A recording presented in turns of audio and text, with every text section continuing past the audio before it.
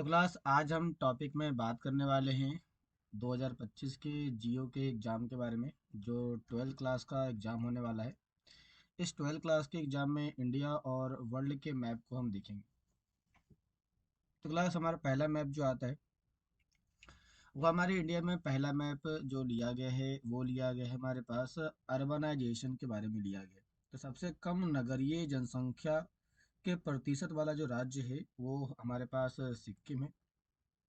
और दूसरा हमारे पास है गोवा। जो गोवा है वो सबसे अधिक नगरीय जनसंख्या वाला राज्य है। तो हम इस टॉपिक में जो बात कर रहे थे ये बात इसमें कर रहे थे कि हमारे भारत के अंदर जो नगर की जनसंख्या है, नगर की जनसंख्या, तो नगर की जनसंख्या सबसे जो कम पाई जाती है वो पाई जाती है हिमाचल प्रदेश में। और सबसे जो अधिक पाई जाती है वो पाई जाती है गोवा के अंदर पाई जाती है, जो आपको इस मैप में दिखाया गया। अगला क्वेश्चन हमारे पास है क्लास घनत्व के बेसिस पर, अर्थात हम बात कर रहे हैं पॉपुलेशन डेंसिटी के ऊपर बात करेंगे।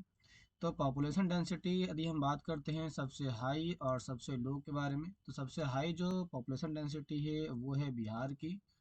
और सबसे लो जो है वो है अरुणाचल प्रदेश की, जैसा कि इस मैप में दिखाया गया है क्लास। और ये डेटा जो है 2011 के डेटा पर बेस है। अगला हमारे पास आता है इंडिया के अंदर 10 मिलियन पॉपुलेशन वाले सिटी के बारे में। ऐसे भारत में कौन से सिटी हैं, शहर है जिसकी जनसंख्या 10 मिलियन से ज़्यादा है। तो इसमें हमारे पास कुछ महत्वपूर्ण शहर है। पहला हमारे पास आता है दिल्ली, दूसरा आता है मुंबई, तीसरा आता है कोलकाता, चौथा बेंगलुरु और पांचवा चेन्नई।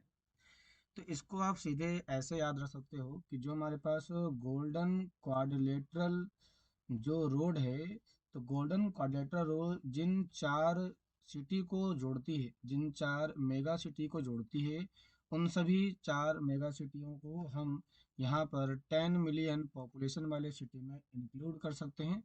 इसके साथ आपको पता है आप इसमें चेन्नई को भी जोड़ सकते हैं।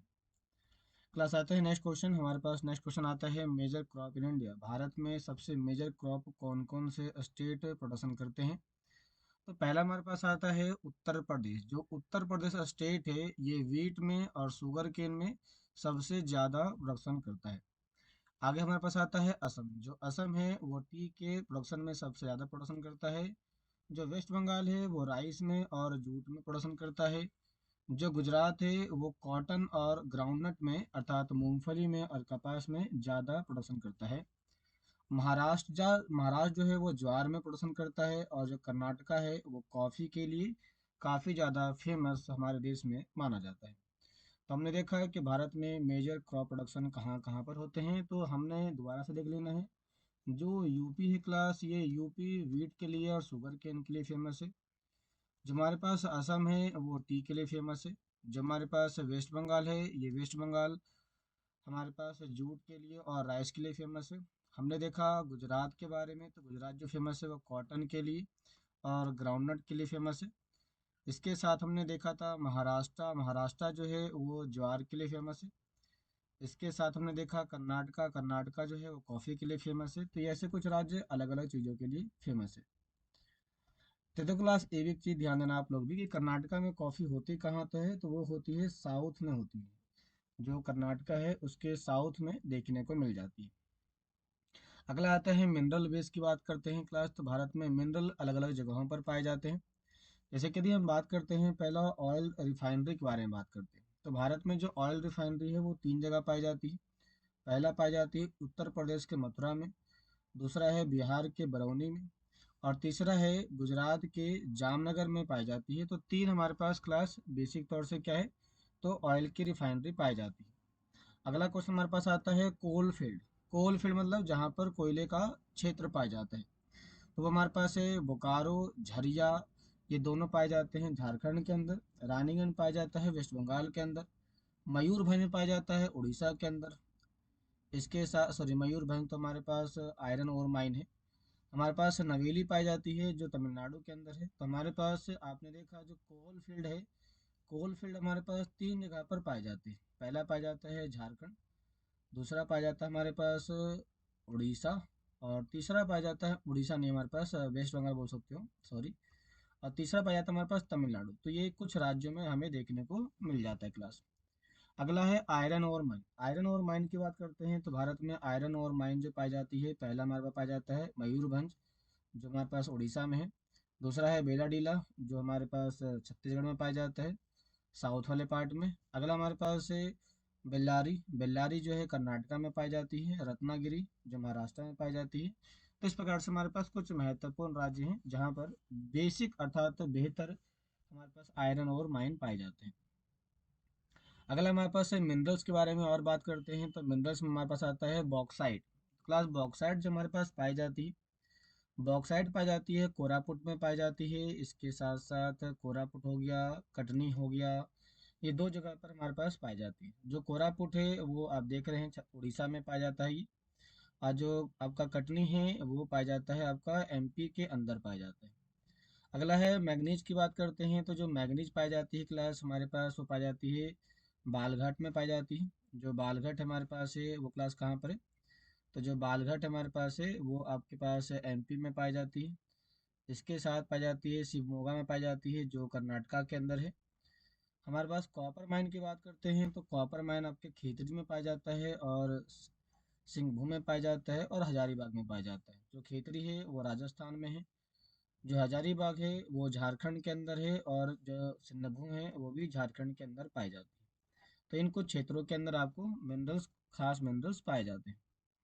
अगला है मेजर एयरपोर्ट। भारत में कुछ मेजर एयरपोर्ट देखने को मिल जाते हैं हमारे पास क्लास। पहला है अमृतसर जो पंजाब के अंदर पाया जाता है। अगला है दिल्ली। अगला है आपका गुवाहाटी जो असम के अंदर पाया जाता है। अगला हमारे पास है कोलकाता जो वेस्ट बंगाल का है हमारे पास। इसके साथ हमारे पास नीचे आते हैं तो नीचे हमारे पास है हैदराबाद जो तेलंगाना में है, चेन्नई जो तमिलनाडु में है। इसके साथ तिरुवनंतपुरम जो केरला में है। इसके साथ है कोच्चि जो केरला में है, बेंगलुरु कर्नाटका के अंदर, पणजी गोवा के अंदर, मुंबई महाराष्ट्र के अंदर और अहमदाबाद गुजरात के अंदर पाया जाता है क्लास। तो ये हमारे पास कुछ महत्वपूर्ण इंटरनेशनल या मेजर एयरपोर्ट आप ले सकते हो जो देखने को मिल जाता है। अगला हमारे पास आता है सी पोर्ट। सी पोर्ट बहुत ही इंपॉर्टेंट है, ये 10th क्लास के लिए और आपका 12th क्लास के लिए, दोनों के लिए बहुत ही इंपॉर्टेंट है।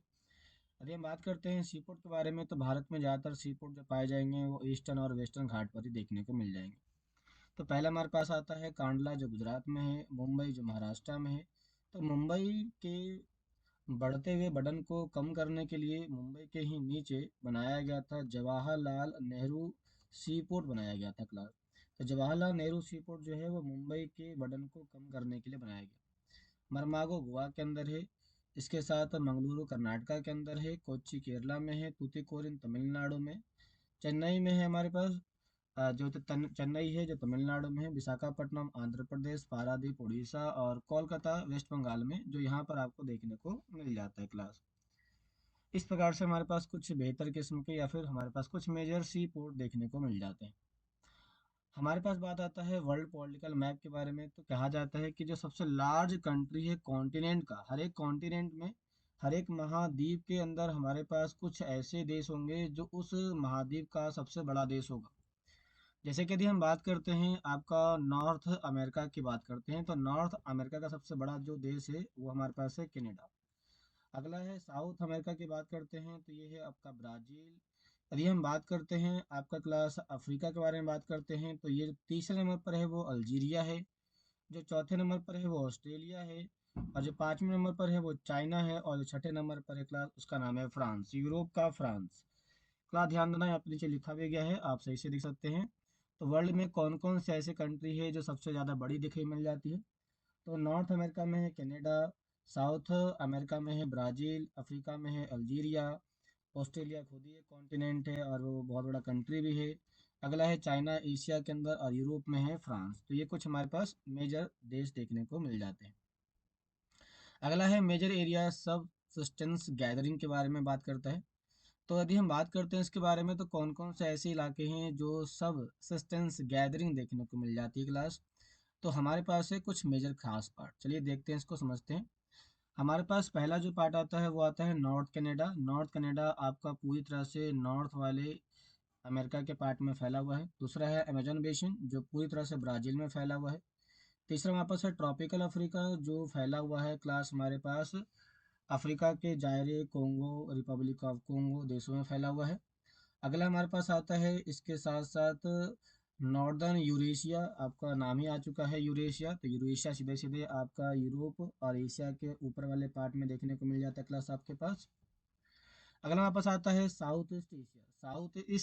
साउथ ईस्ट एशिया में कुछ खास देश है, जैसे इंडोनेशिया है, फिलीपींस है, इसके साथ साथ आपका इंडिया के साइड वाला पार्ट है, आपका बांग्लादेश है, इसके साथ म्यांमार है। यहाँ पर भी आपको साउथ ईस्ट एशिया के अंदर भी बड़ी मात्रा में या गैदरिंग गैदरिंग आपका एरिया पाया जाता है क्लास।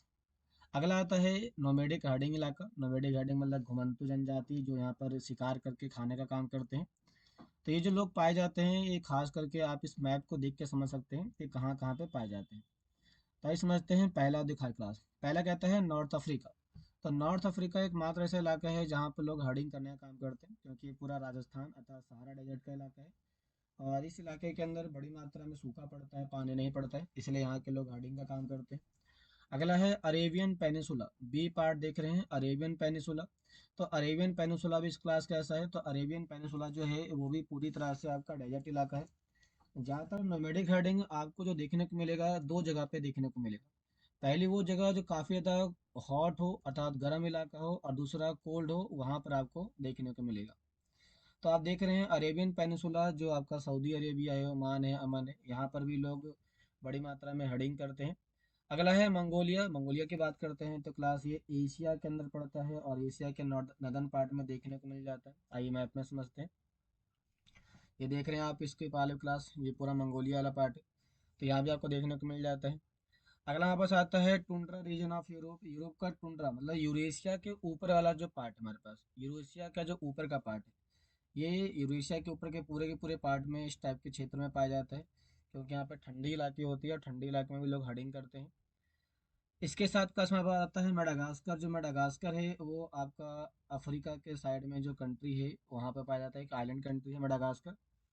अगला है साउथ वेस्ट अफ्रीका, मतलब कि आपका साउथ अफ्रीका के उधर ऊपर वाले पार्ट में पाया जाता है। यहाँ पे भी कुछ लोग हडिंग करते हैं, और यहाँ पे पता होगा आपको काला हांडी डेजर्ट पाया जाता है। तो खास करके डेजर्ट वाले इलाके में, चाहे ठंडा इलाका हो या गर्म इलाका हो, उन क्षेत्रों में इस प्रकार के हडिंग देखने को मिल जाती है क्लास। अगला हमारे पास आता है area of commercial livestock rearing. तो कहाँ कहाँ पर कमर्शियल तरीके से लाइवस्टॉक रेयरिंग की जाती है। हमारे पास कुछ मेजर क्षेत्र चिन्हित किए गए हैं, 6 क्षेत्र दिखाए गए हैं हमारे पास। पहला जो क्षेत्र क्लास वो है हमारे पास नॉर्थ अमेरिकन रीजन। ये नॉर्थ अमेरिका का वेस्टर्न पार्ट है, जहाँ पर कमर्शियल तौर से खेती की जाती है। अगला हमारे पास है साउथ अमेरिका का कुछ खास इलाका, जैसे कि अर्जेंटीना और यूरुग्वे, जैसा कि आप इस मैप में देखना चाहेंगे। तो अर्जेंटीना और यूरुग्वे जो है वो आपका ऊपर वाले पार्ट में आपका यूरुग्वे है, नीचे वाले पार्ट में आपका अर्जेंटीना है, कुछ पार्ट आपका ब्राज़ील का फैला हुआ है, यहाँ पर देखने को मिल जाता है। अगला है south west Africa. South west Africa class, ये जो पार्ट हमारे पास ये आपका ट्रॉपिकल, ये देख रहे हैं आप लाइन 0 डिग्री का, तो ट्रॉपिकल के थोड़ा सा नीचे पड़ता है, यहाँ पर भी आपका कमर्शियल तरीके से देखने को मिल जाती है। रसिया और मिडिल एशिया की बात करते हैं, तो रसिया और मिडिल एशिया के बीच वाले हिस्से में जो आपको मिल जाता है क्लास आपका उज्बेकिस्तान, किर्गिस्तान, तजाकिस्तान, इस वाले क्षेत्रों में आपको देखने को मिल जाती है। अगला है ऑस्ट्रेलिया। तो ऑस्ट्रेलिया के बीच वाले पार्ट में भी आपको इस प्रकार से कमर्शियल हेडिंग मिल जाती है। और है न्यूजीलैंड। जो न्यूजीलैंड है वो आपका नीचे वाले पार्ट में देखने को क्लास मिल जाता है। आगे बात करते हैं class area of extensive commercial grain farming. Extensive commercial grain farming की बात करते हैं, जहाँ पे कमर्शियल तरीके से खेती की जाती है ग्रेन को पैदा करने के लिए। तो हमारे पास पहला जो इलाका है क्लास वो है सेंट्रल नॉर्थ अमेरिका। दूसरा हमारे पास है जो बी आप देख रहे हैं, बी का पार्ट हमारे पास ये जो बी है वो स्टीपी ग्रासलैंड का इलाका है, जहाँ पे बड़ी मात्रा में होता है।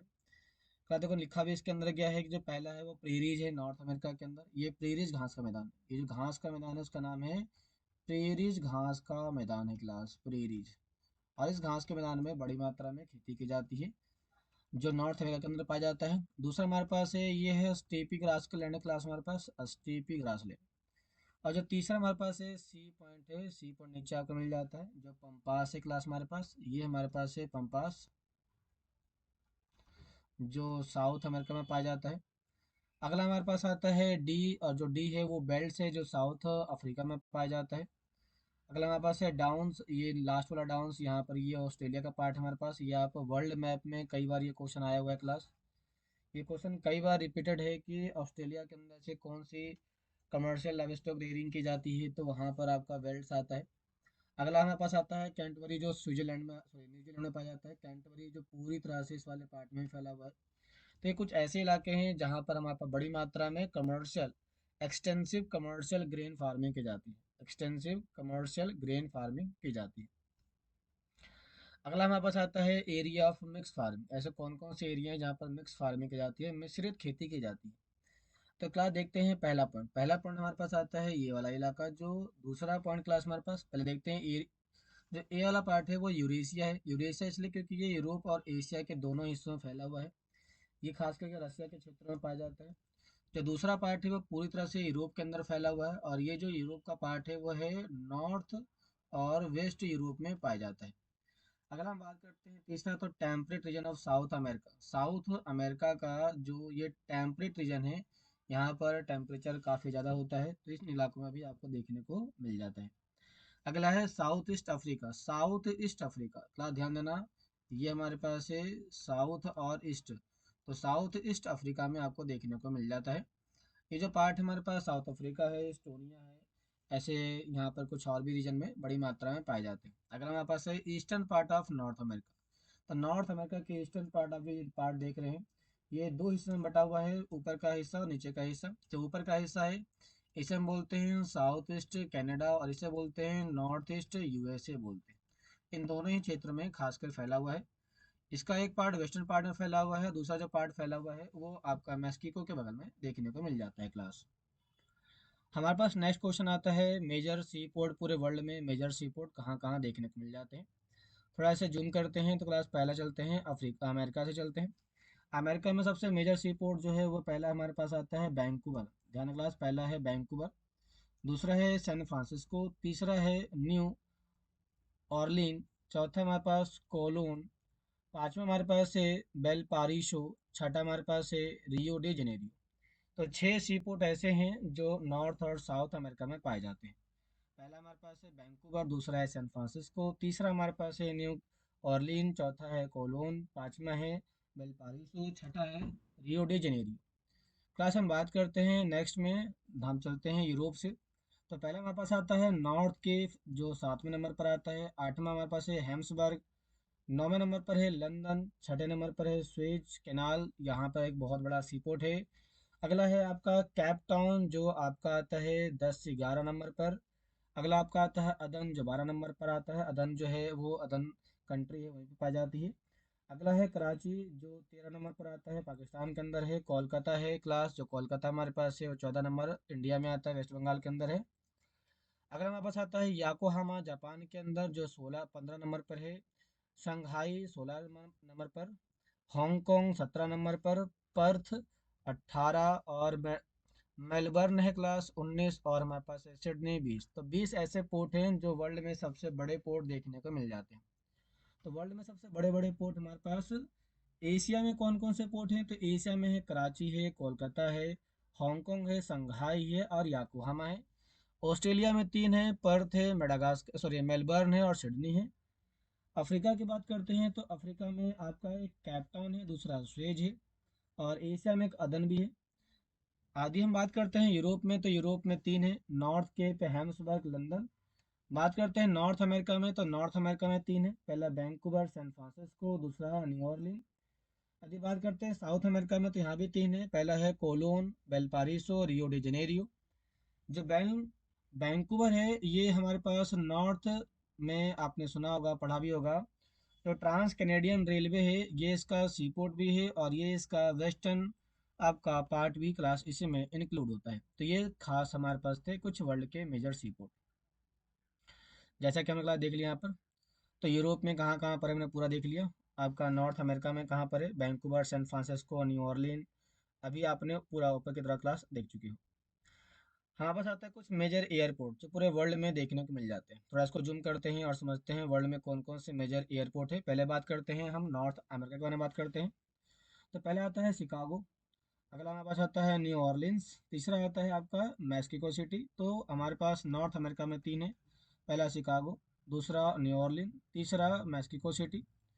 अभी बात करते हैं हम नॉर्थ के बाद साउथ अमेरिका के बारे में, तो यहाँ पर दो है। पहला हमारे पास है बुनोस एयर्स एंड सैन डियागो, ये चौथे नंबर पर है, और ये पाँचवें नंबर पर है सैन डियागो। यदि हम बात करते हैं यूरोप से, तो यूरोप में कुछ खास हमारे पास है। पहला हम बात करते हैं, छठे नंबर पर आ जाता है लंदन, सातवें पे पेरिस, आठवें पे रोम, नौवें पे बर्लिन जो जर्मनी के अंदर है, मॉस्को आपका 10वें नंबर पर, रूस का पार्ट है।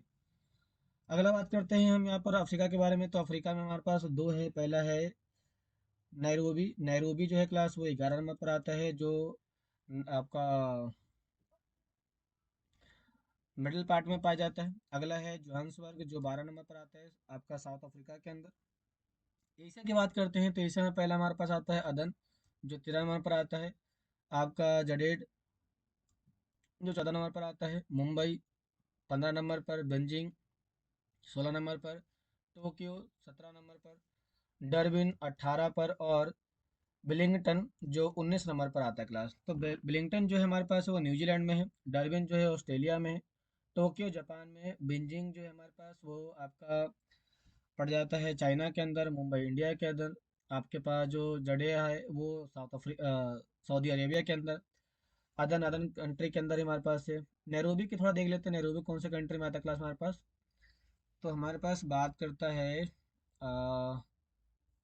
नैरोबी, ऑस्ट्रेलिया, सेंट नॉर्थ अमेरिका, अफ्रीका, अफ्रीका में नैरोबी। ऐसे कंट्री का नाम नहीं दे रखा है, बस लिखा है नैरोबी हमारे पास।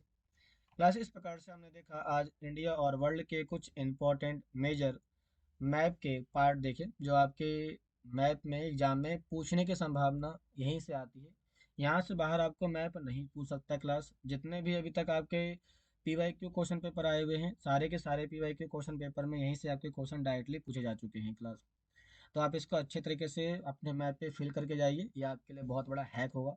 क्लास मिलते हैं इस क्लास में, अभी के लिए इतना ही, धन्यवाद।